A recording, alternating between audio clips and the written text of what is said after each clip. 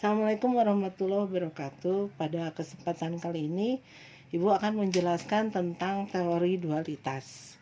Ibu sudah kirim ya materinya, coba dibaca, Ibu akan jelaskan sedikit. Jadi sebenarnya konsep yang sangat penting dan menarik dalam linear programming itu adalah teori dualitas. Jadi setiap linear programming itu terdiri dari dua bentuk, yaitu bentuk pertama atau bentuk asli yang dinamakan primal. Jadi yang kemarin kita kerjakan itulah yang dinamakan primal. Sedangkan bentuk yang kedua yang berhubungan itu dinamakan dual. Hingga solusi terhadap linear programming yang asli itu memberikan solusi pada bentuk dualnya. Ya, kalian lihat dari situ. Nah, sekarang untuk penjelasannya agar lebih real, Ibu akan langsung menjelaskan dari contoh soalnya ya. Nah, di sini kan diketahui contoh soal ya. Di sini ada kebutuhan kandungan vitamin sama mineral untuk kebutuhan tubuh ya. Nah, ini kalau dilihat dari sisi primal, itu dilihat dari sisi kata pengguna. Jadi kita sebagai pengguna yang membutuhkan mineral, tapi kita menghasilkan mineral dan vitamin itu dengan biaya yang murah. Jadi kalau dari sisi pengguna, sisi primal, kita membutuhkan biaya yang murah. Sedangkan dari sisi dual, yaitu dari sisi pedagang. Bagaimana caranya dia menjual misalkan buah, menjual daging dan sayur itu yang mengandung mineral dan vitamin itu untuk menghasilkan keuntungan yang sebesar-besarnya. Ya. Jadi konsepnya itu. Dari kita sebagai sisi pengguna, bagaimana uang yang dikeluarkan itu semurah-murahnya. Nah, dari pedagang itu bagaimana dia menjual daging dan sayur itu semahal-mahalnya, atau intinya mendapatkan keuntungan yang sebesar-besarnya. Nah, kita lihat di sini yang konsep duality. Ya, Ibu lihat ya.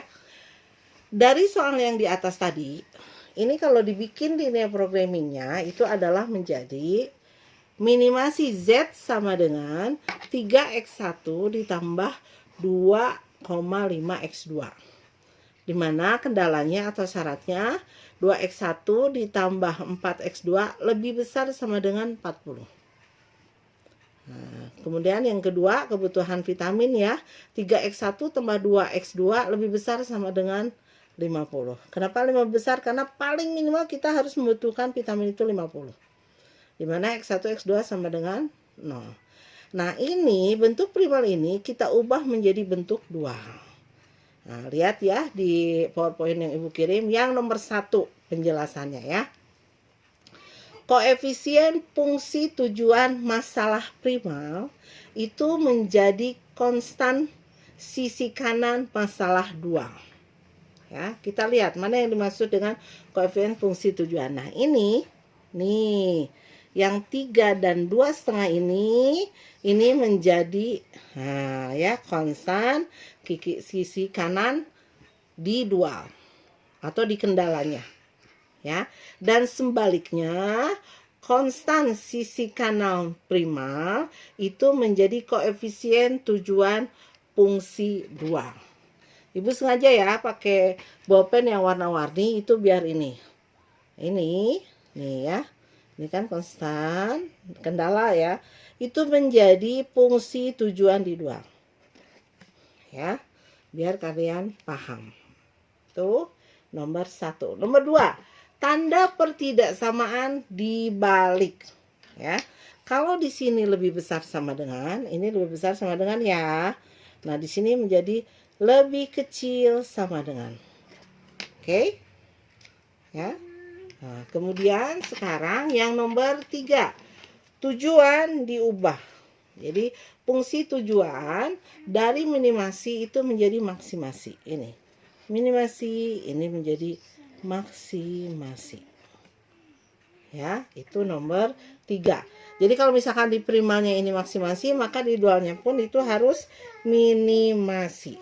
Nah, sekarang kita lihat yang selanjutnya adalah setiap kolom pada primal itu berhubungan dengan suatu baris pada kendala. Nah, kolom ini ya, lihat kolom ini nih. Nah, 2x1 ini menjadi baris di kendala. Nih ya.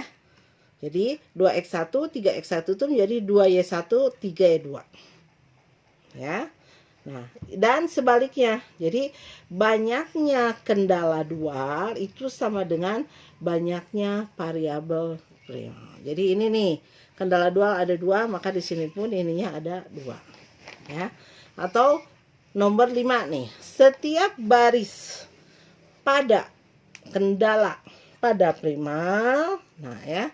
Jadi setiap ini pada primal itu menjadi berhubungan dengan kolom dalam dual. Baris yang mana? Ini barisnya nih. 2 dan 4 ini kan baris ya. Itu menjadi kolom pada primal. Ya. Nah, itu adalah konsep penjelasan teori dualitas. Ini paling gampang ya. Jadi gampang aja. Pertama minimasi jadi maksimasi. Nah, ini fungsi tujuan ini pindah jadi kendala. Ya. Nah, sekarang kendala di sini menjadi fungsi tujuan.